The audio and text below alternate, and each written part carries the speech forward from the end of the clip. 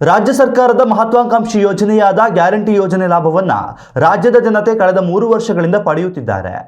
ಆದರೆ ಈ ಯೋಜನೆಗಳ ಲಾಭ ಪಡೆಯುವವರ ಪೈಕಿ ನಕಲಿ ಫಲಾನುಭವಿಗಳ ಸಂಖ್ಯೆಯೇ ಮಿತಿಮೀರುತ್ತಿರುವ ಹಿನ್ನೆಲೆಯಲ್ಲಿ ರಾಜ್ಯ ಸರ್ಕಾರ ಈ ಅಕ್ರಮ ತಡೆಗೆ ಮಹತ್ವದ ಕ್ರಮವನ್ನು ಕೈಗೊಂಡಿದೆ. ನಿಜವಾದ ಫಲಾನುಭವಿಗಳಿಗೆ ಮಾತ್ರ ಈ ಯೋಜನೆಯ ಲಾಭ ಸಿಗುವಂತೆ ಮಾಡಲು ಹೊಸದಾಗಿ ಅರ್ಜಿ ಸಲ್ಲಿಕೆ ಪ್ರಕ್ರಿಯೆ ಜಾರಿಗೊಳಿಸಲು ಸರ್ಕಾರ ನಿರ್ಧರಿಸಿದೆ ಎನ್ನಲಾಗಿದೆ.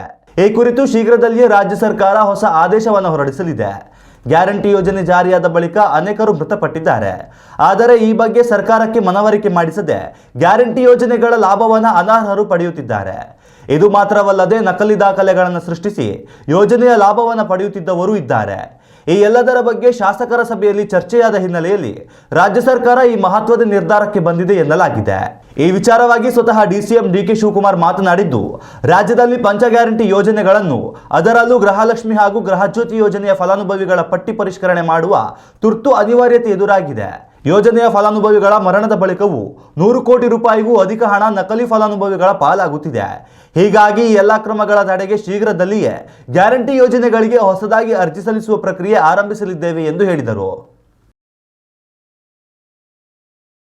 ಉತ್ತಮ ಸಂಸ್ಕಾರಯುತ ಶಿಕ್ಷಣದೊಂದಿಗೆ VSS English medium CBSE school Udupi Muddur. ನರ್ಸರಿಯಿಂದ 10ನೇ ತರಗತಿವರೆಗೆ ಶಿಕ್ಷಣದ ಜೊತೆಗೆ 5ರಿಂದ 10ನೇ ತರಗತಿವರೆಗಿನ ವಿದ್ಯಾರ್ಥಿನಿಯರಿಗೆ ಉತ್ತಮ ಹಾಸ್ಟೆಲ್ ಸೌಲಭ್ಯವೂ ಇದೆ. ನಿಮ್ಮ ಮಕ್ಕಳ ಪ್ರವೇಶಾತಿಗಾಗಿ ಈ ಸಂಖ್ಯೆಗೆ ಕರೆ ಮಾಡಿ.